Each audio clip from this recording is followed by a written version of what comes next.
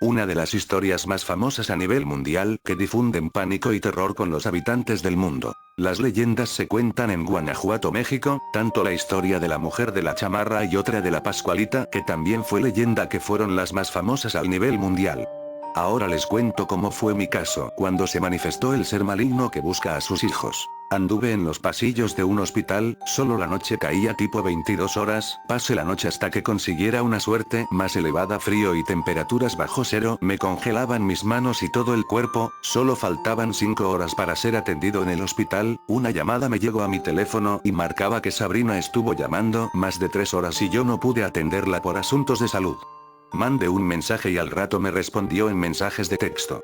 Estaba enojado porque meses atrás no tuve la mala suerte de separarme de ella, pero al parecer quería restablecer la relación estable, pero la decisión era alejarme de ella para no ser afectado. Volviendo al tema, salí del hospital a las 9 de la mañana, estuve más de 8 horas metido en el hospital, por lo tanto, me atendieron y me fui para la casa.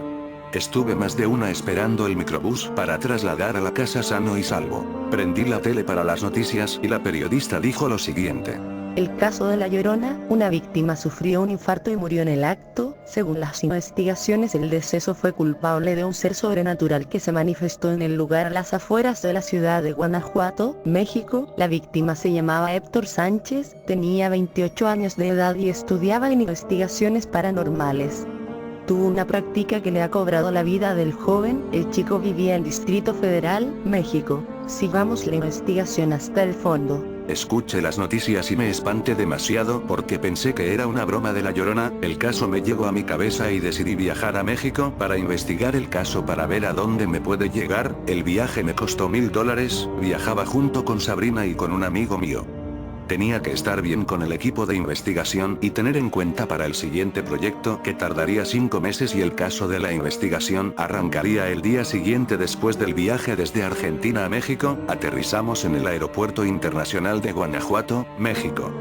El día siguiente fuimos a las afueras de la ciudad de Guanajuato, llegamos a una especie de tunda, que así se contaban sus místicas historias de La Llorona. Sabrina estuvo medio pálida sobre el ambiente que presentíamos. Tranquila Sabrina, estamos protegidos por un detective, que él sí sabe cómo avanza la investigación de La Llorona. ¿Estás seguro que podás hacerlo? Sabrina me preguntó. Pues claro, es hasta que la investigación llegue al fondo del caso. Recorrimos el campo y se vio el mismo lugar que reportó las noticias de México. Tuvimos toda la tarde investigando, luego escuchamos un lamento, no hicimos caso y seguimos investigando. La noche cayó a las 20 de la tarde.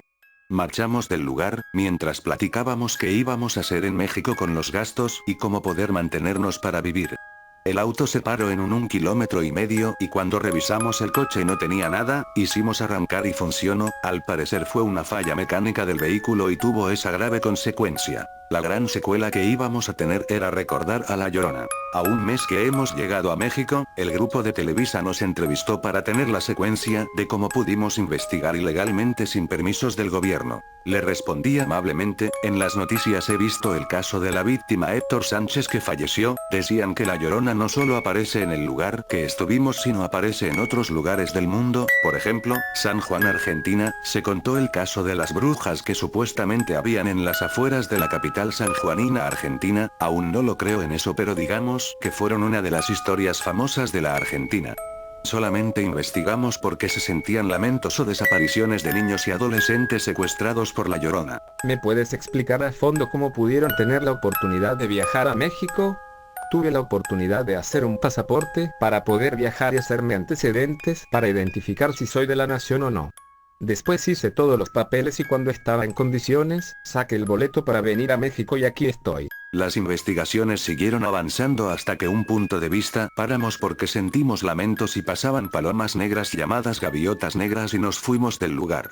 Por seguridad de nosotros, tuvimos la oportunidad de grabar todo y hacerlo viral lo más posible. El caso terminaría el mes siguiente si las cosas estén bien hechas y organizadas. Los tiempos que tuvimos avanzar el proyecto es para la universidad, la fortuna que ganaríamos y los viajes que ahorrábamos con los pasaportes y otros trámites.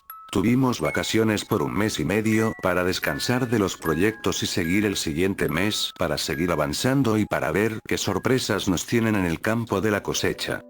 Recorrimos Distrito Federal y Ciudad Capital de México, Cancún y las playas de Acapulco. Recorrimos varios lugares y sobramos tiempo para viajar a los Estados Unidos de América, viajamos a Las Vegas, San Francisco, Hawái y parte de California.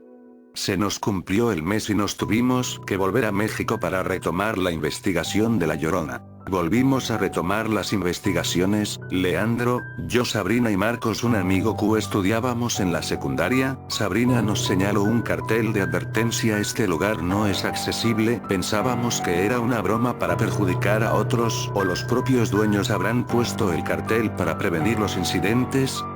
Hablamos con los dueños y uno de ellos contó la historia y por qué se oyeron los lamentos de la mujer vestida de blanco. Esta historia fue basado en hechos reales. La mujer tenía alrededor de 35 o 37 años de edad, tuvo un marido y ella estaba muy enamorada de él. Un día su marido le fue infiel con otra chica y la mujer de 37 años, lloró y de tanta tristeza mató a sus propios hijos y los tiró a un río. Dicen los rumores que si haces caso a La Llorona también hará lo mismo que hizo a sus pequeños hijos. Ella busca venganza de su marido que le fue infiel a ella. Nosotros nos quedamos en shock, pero cierto que decía el dueño del lugar. Cuando nos íbamos del lugar, escuchamos otro lamento, pero esta vez fue el más fatal. Uno de mis amigos, Mercedes, de 18 años, falleció de un infarto cuando sentimos los lamentos. Nosotros sacamos un rosario y empezamos a rezar y sacar la mala energía que había en el terreno. Nosotros bendecimos, en el nombre de Dios Padre, Dios Hijo y Dios Espíritu Santo. San Miguel de Arcángel nos libre de la mala vibra que hay, que nos proteja de tal demonio que se nos meta a nosotros. Amén. Pararon los lamentos y no se oyeron más ruidos hasta el siguiente día. Quizás el método funcionó, pero la investigación aún no finalizó por ahora. Seguimos investigando para comprobar el caso. A un mes y medio terminamos con el proyecto para la universidad, aunque perdimos a nuestra compañera de universidad, pero al menos tengo a Sabrina, Octavio, Jesús e Ignacio.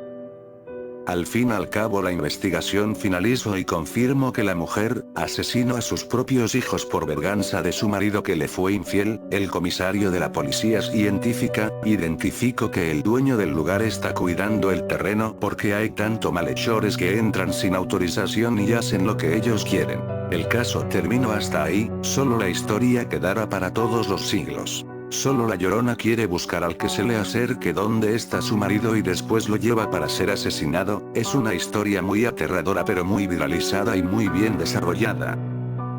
Es por eso que no lo deben ni acercar a ella, porque es muy peligroso, es capaz que lo secuestre o que lo hagan algo. No se confíen, y eso es una señal de advertencia. Postdata. Si ves algún lugar La Llorona, escápate de ella porque te lleva y te asesina al río al igual que hizo a sus hijos. Escápate, el tiempo dependerá de ti.